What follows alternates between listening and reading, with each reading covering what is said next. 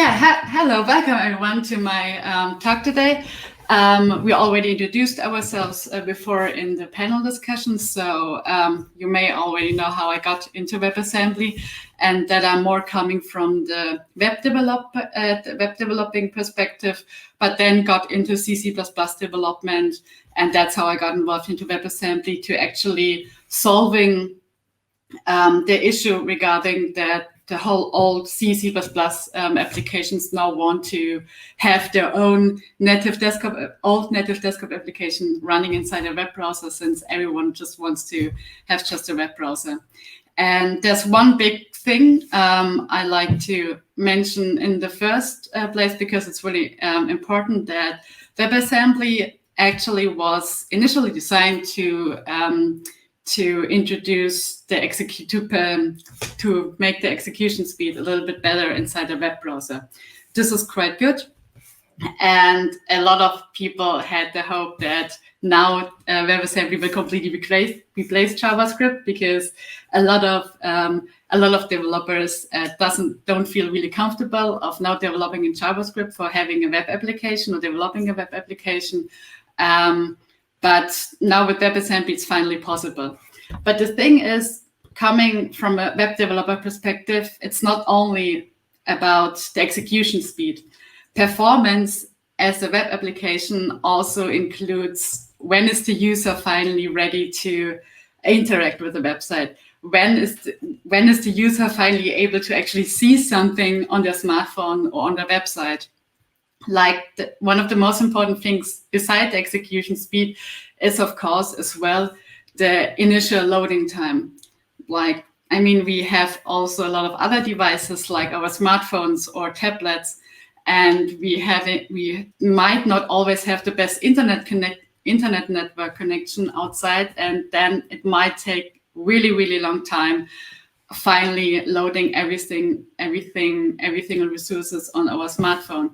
So this is, beside execution speed, really important from a web developer perspective as well.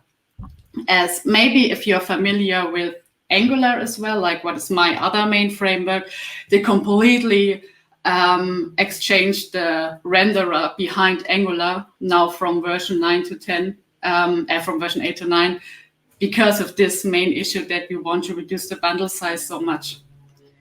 But unfortunately, WebAssembly wasn't designed to be tiny. The first thing that was really important is the execution speed, which is quite really important, apparently, but it wasn't designed to be tiny.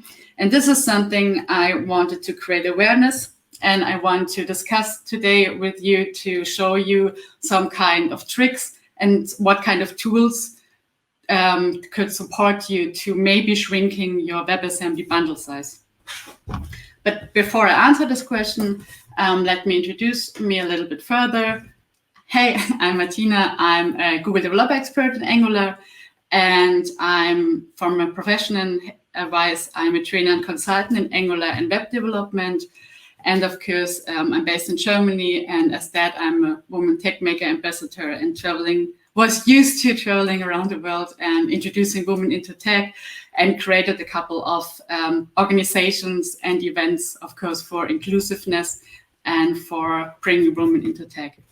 So, as I said, I basically started developing C++ a couple of years ago, when I was studying still, long time ago, and then I got into WebAssembly.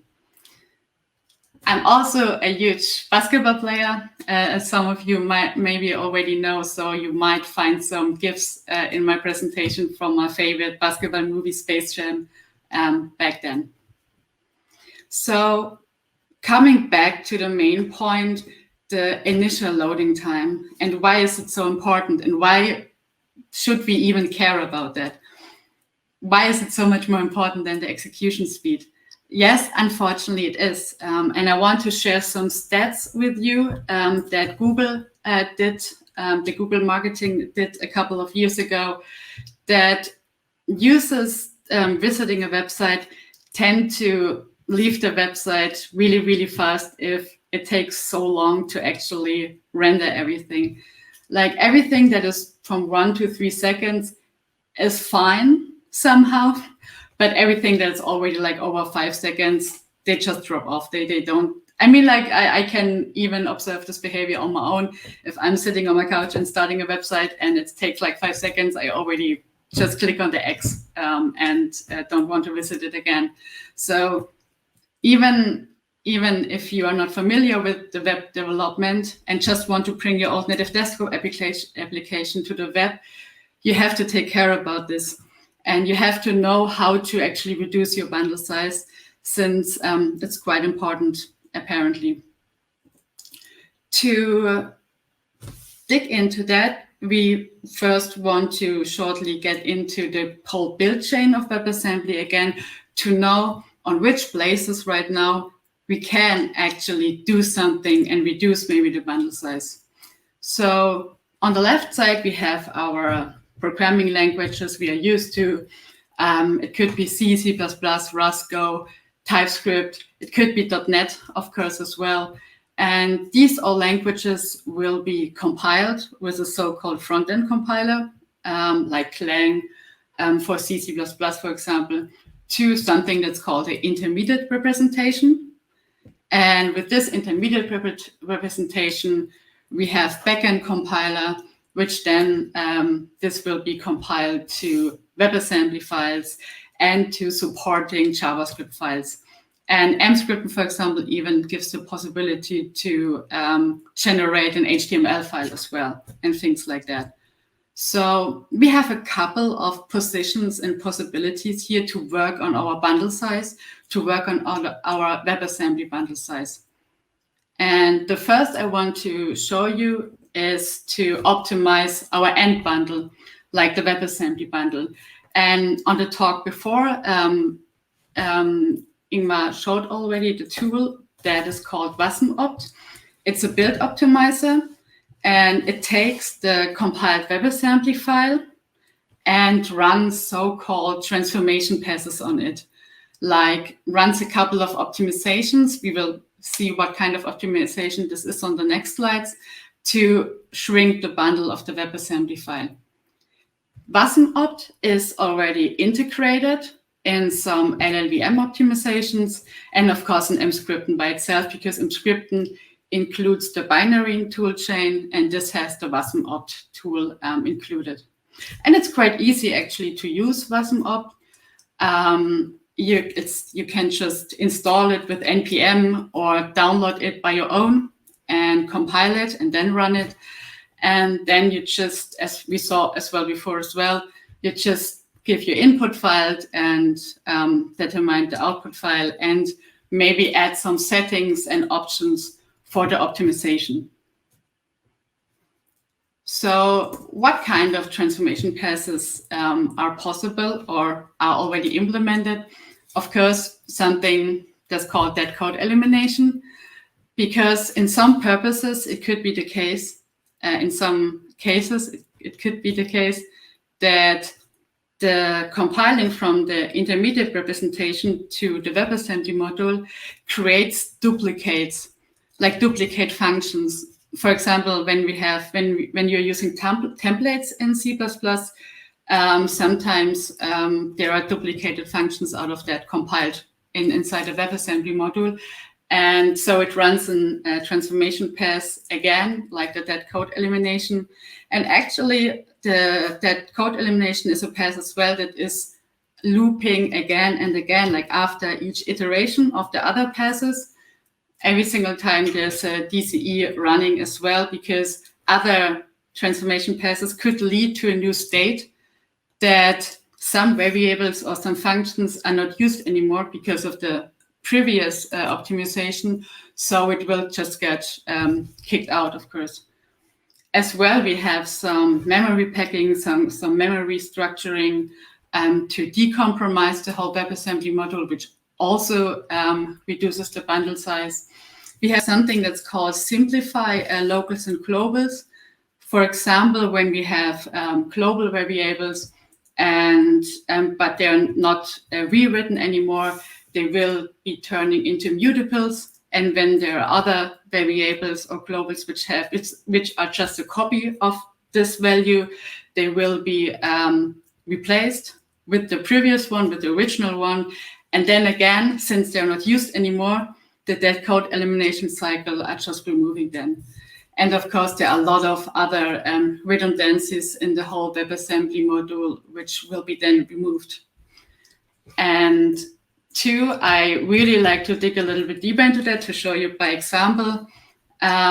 Maybe you know from, if you're developing C++, you already maybe know it, that you can, in your function definition, you have a keyword called inline. And with that, you can define your function. And then if you call your function, what actually is then compiled, that you immediately not calling the function in anymore, but inlining the function body to the place where the function gets called. So here, as you can see, I mean, basically we just have here one line. I mean, it's a simple, stupid add function. But I hope you see, I see the purpose of this inlining possibility of the compiler. And then the function body will be immediately replaced. And maybe this is leading to a situation as well that you might not need the function definition in the first place anymore.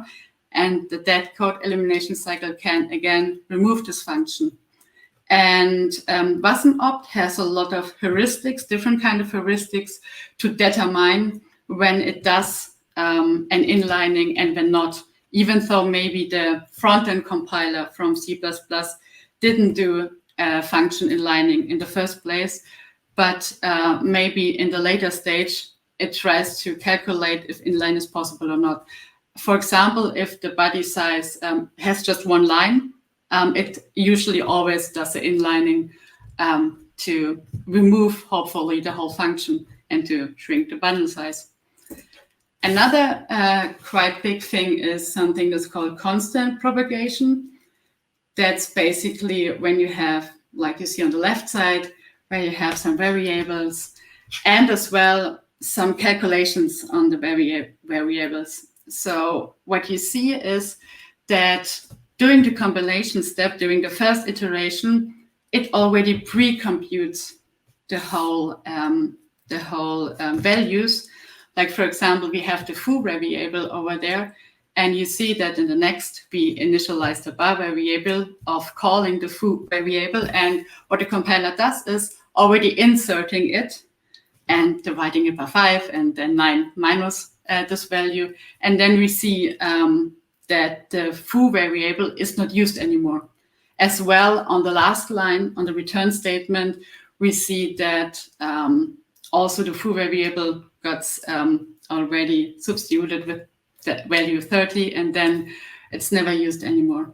And this is actually run a couple of times.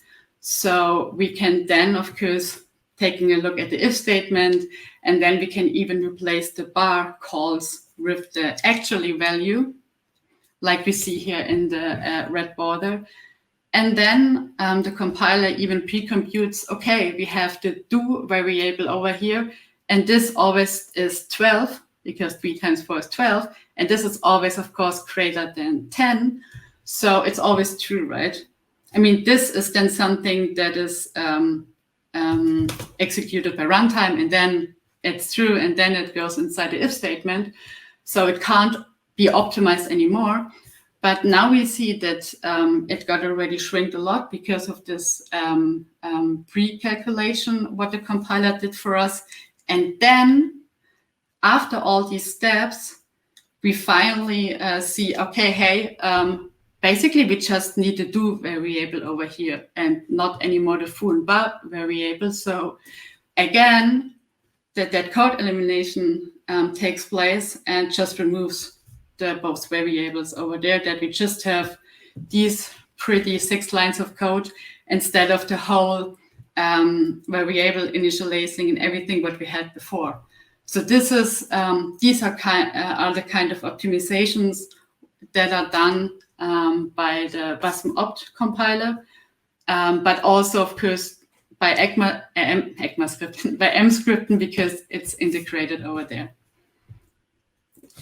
To see really easily what it does, there's actually a great website I want to show you over here. It's called Wasm Shrink, and you can upload your Wasm file over there, and then it runs the whole transformation passes on it and tells you, hey, if you would have run the optimizer on it, you could have saved, let's say, 12%.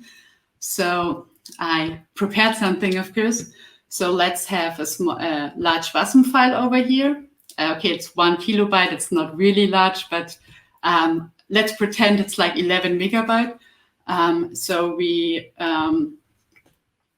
can just upload over here, and then we have an output sound like, okay, hey, it could have saved 12%, and I even can download this Wasm file and maybe include it again inside my project. But of course, this is just like to trying things out, to shortly take a look how much percentage or how much I could have really saved or shrink my bundle in the end. But of course, also there is the possibility to have it over here, of course, like for example, when we call the tool Wasm up, then the large Wasm file, and then calling the output file. And then we have, of course, a couple of settings over here. Like, for example, the optimization settings, if you're familiar with LLVM, of course, then you might already know that there are a lot of optimizations like 1 or 2 or 3, like what kind of C++ optimization you can already run. And over here we have OC, means run the default transform passes, and additionally take care of the bundle size. There's another optimizations OS. If you're familiar with mscripten, it should be really familiar to you. And this means basically, okay, run the default transformation passes, but the main focus is the speed. So we can just run, maybe we call it now optimize 2, and then we have here our Wasm file as well. You also have a lot of more possibilities, of course, for this optimizer.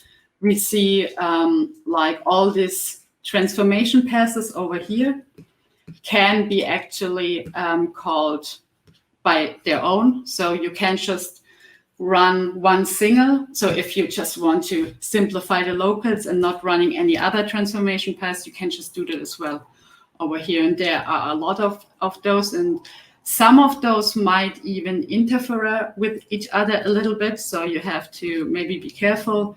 But if you run the basic OZ one, like I showed here, then you really should be fine. And I really would recommend everyone to just do that. As well, what I really like to mention, you even can actually develop your own transformation paths by checking out the GitHub repo of WasmOpt. And there is a source path folder. And there you actually even can, it's developed in C++. And there you can even like integrate, if you want to have your own transformation paths, you can even like compile this into the binary project as well. It's really, really great. So as I mentioned, mscripten by its own already has a lot of integrated optimizations, like some default from 0 to 4 to run a different amount of optimization passes.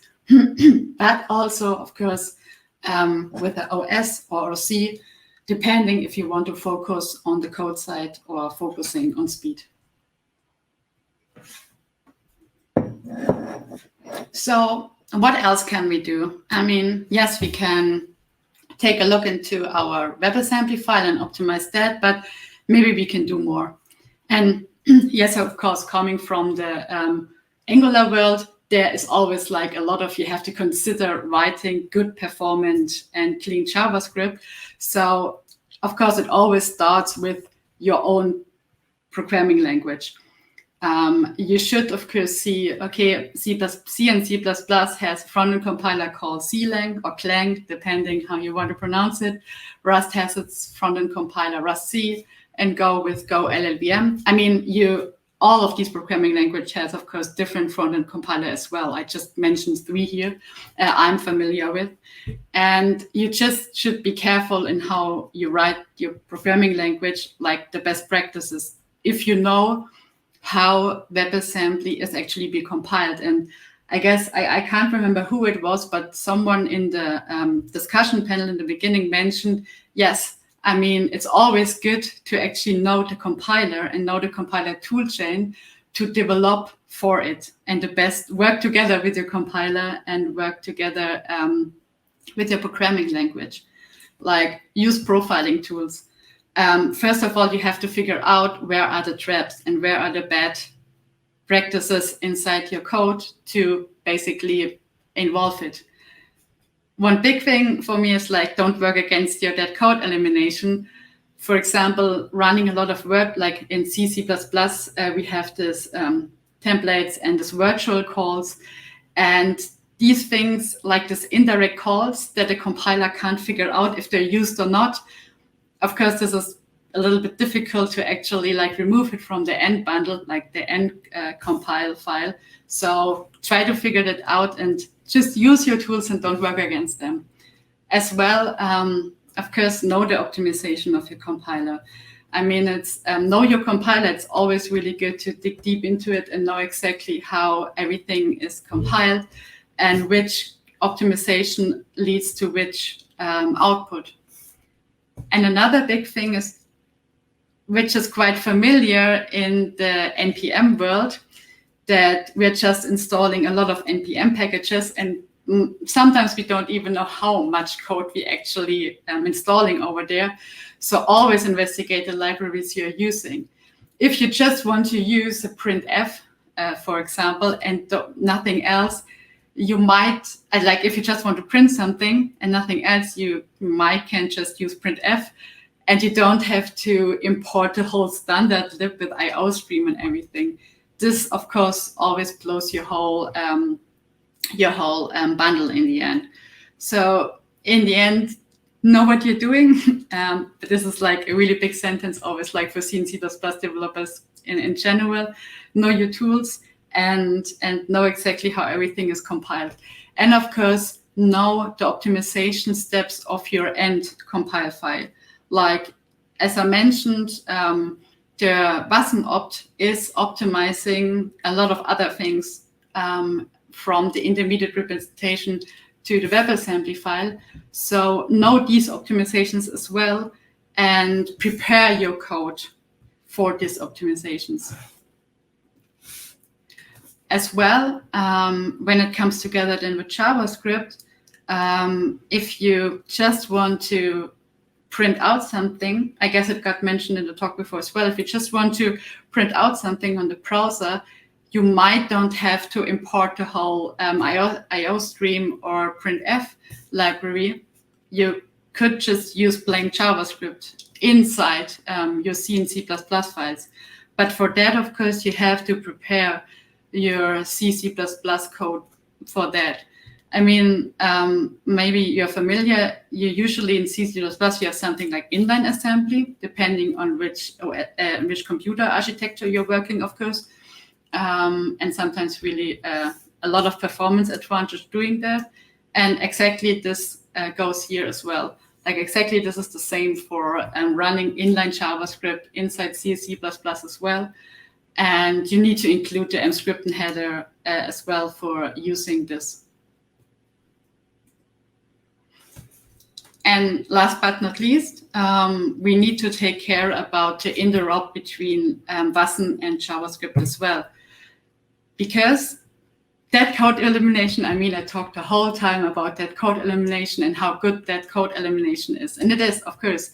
But we need to take care because JavaScript might call functions directly from the WebAssembly module, but the compiler from the WebAssembly code can't recognize these function calls, right? So, but they should not be tree-shaped out. So you have to take care of that as well, and you have to consider that and mark all the functions maybe as well that these functions are not tree shaking out because no one in the C code, C++ code is calling them. But as well, mscripten helps us there a lot.